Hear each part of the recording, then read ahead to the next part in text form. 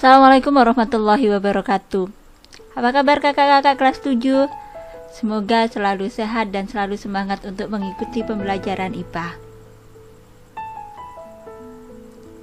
Hari ini Ustazah akan melanjutkan materi tentang sistem organisasi kehidupan. Di pertemuan sebelumnya teman-teman sudah belajar tentang sel, maka di pertemuan hari ini Ustazah akan melanjutkan materi tentang jaringan. Jaringan adalah sekelompok sel dengan fungsi dan struktur yang sama. Pada hewan ada beberapa jaringan. Yang pertama ada jaringan epitel atau biasa disebut sebagai jaringan kulit. Jaringan epitel berfungsi sebagai pelindung organ yang berada di bawahnya.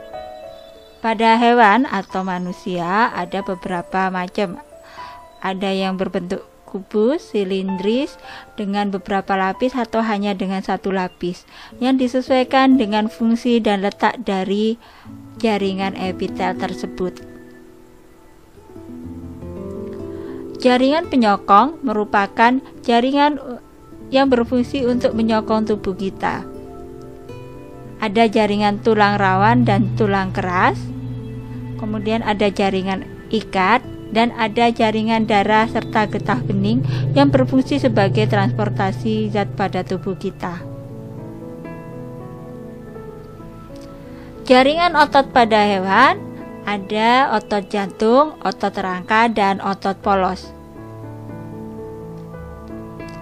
Kemudian ada jaringan lemak yang biasanya terletak di bawah permukaan kulit, dan yang kelima ada jaringan syaraf yang berfungsi untuk meneruskan rangsangan dari organ dari indera menuju otak atau sebaliknya. Berdasarkan aktivitas pembelahan jaringan tumbuhan dibedakan menjadi jaringan meristem atau embrionik atau jaringan muda dan jaringan dewasa. Jaringan meristem merupakan sekelompok sel yang memiliki sifat selalu membelah diri, biasanya terletak pada ujung-ujung tanaman, baik itu pada ujung batang, ujung akar, maupun pada kambium.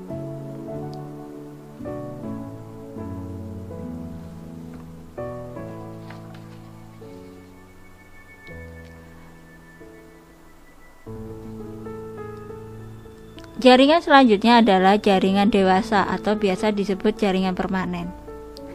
Jaringan dewasa ini terdiri dari satu, ada jaringan epidermis yang merupakan jaringan pelindung yang berfungsi untuk melindungi permukaan akar, batang, dan daun. Untuk jaringan parenkim merupakan jaringan dasar yang tersebar pada akar, batang, dan daun. Contohnya jaringan tiang atau palisade dan jaringan bunga karang, biasanya terletak pada bagian daun.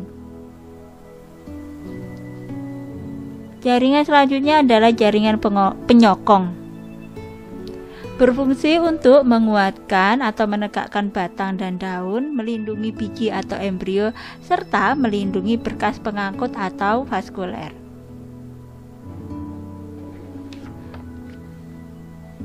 Jaringan pengangkut merupakan jaringan yang berfungsi untuk pengangkutan, terdiri dari silem dan floem.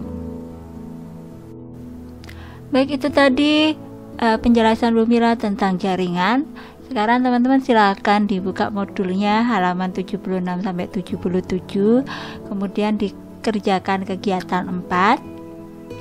Bagi teman-teman yang kesulitan untuk mengerjakan soal nomor 3 dan nomor 4, Bu Mira akan melampirkan link, jadi teman-teman bisa ngecek jawaban dari soal nomor 3 dan 4 tentang gambar penampang melintang batang dan akar. Untuk tugas bagian B, teman-teman tinggal checklist ya, mana yang termasuk jaringan dan mana yang termasuk organ. Terima kasih, selamat mengerjakan, semoga bermanfaat. Wassalamualaikum warahmatullahi wabarakatuh.